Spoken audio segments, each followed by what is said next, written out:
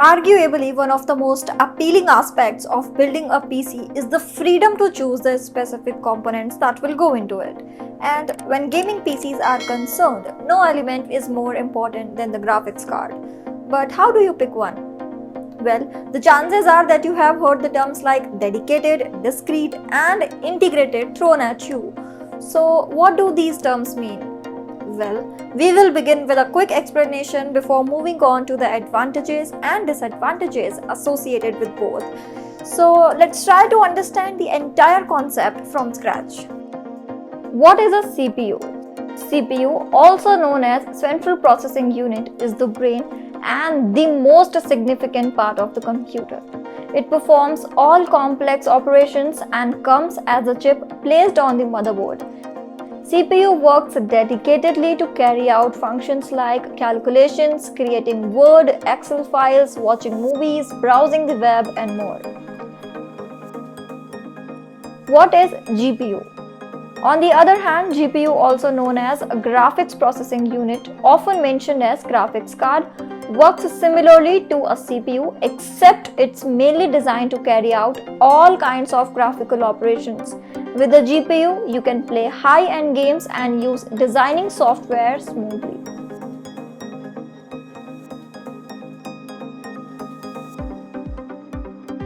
The term integrated graphics or onboard graphics refers to a computer where the GPU is built on the same chip as the CPU and they function by utilizing the system's memory instead of using their own. It's like the parent doing the kid's homework, just so he then has time to do the cleaning around the house afterwards.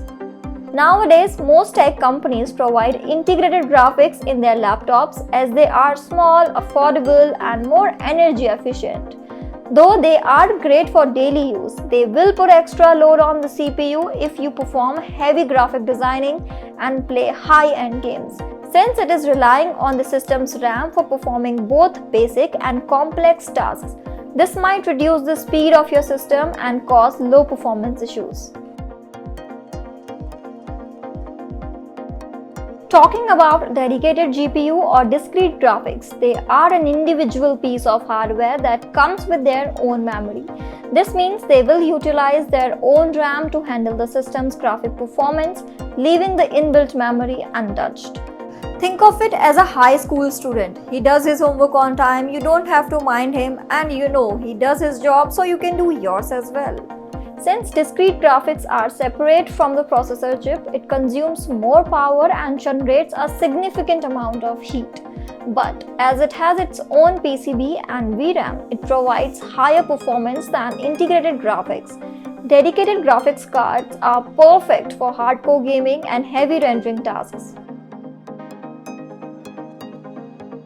Now that you are familiar with the basic functionalities of both GPUs, it's time to compare both of them in terms of performance, power usage, and price.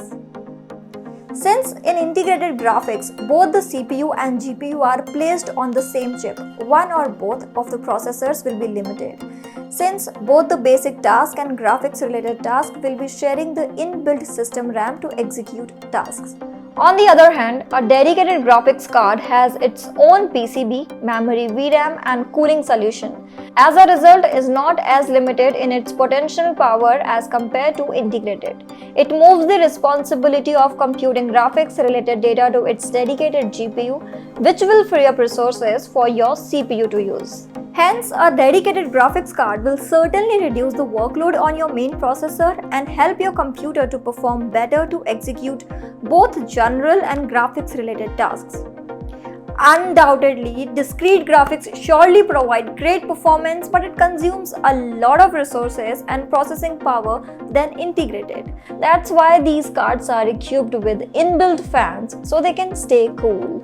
But under heavy load, even a generic dedicated graphics card can reach more than 170 degrees Fahrenheit. So it's important to take necessary measures to prevent other parts such as the CPU from getting hot. However, the story is slightly different with an integrated graphics card. They certainly generate less heat and consume less power, which improves the battery life of your PC. integrated GPU is perfect for doing everyday graphics processing like watching, listening, playing 2D gaming, and general word processing. Such activities do not need an extensive graphic, hence consume less power and other system resources. Now, most of you might be thinking, if dedicated graphics cards are so powerful, then why doesn't everyone use them? Well, that's because they are extremely expensive as compared to the integrated graphics cards and everyone can't afford them. On the other hand, integrated GPU is cheaper compared to the dedicated graphics card. The cost of GPU is included in the CPU itself, so it's more cost effective when you look at things like power management, cooling system, and other components.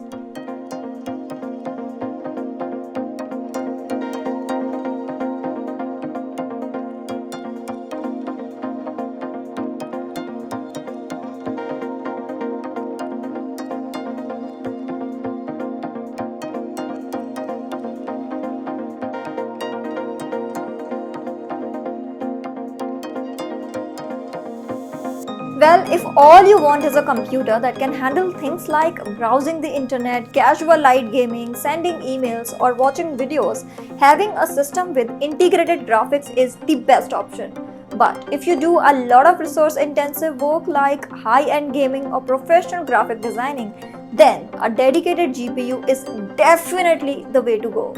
The latter option will let you play games at a much higher frame rate and will help better in 3D rendering or modeling stuff. So it's no surprise that onboard graphics will never be better than dedicated graphics when it comes to enjoying top-notch performance, better productivity, and handling a plethora of tasks at a time. In the end, what you choose really depends on what your requirements are. Until and unless you have specific needs, the benefits of integrated graphics like device size and better battery life are likely to overweigh the benefits of discrete graphics. I hope this video helps you to compare and decide whether integrated or dedicated graphics is suitable for you. If you still have any query or suggestion, feel free to discuss in the comments below. Also, if you are looking forward to more such in-depth videos, do share your feedback and do not forget to subscribe to our channel.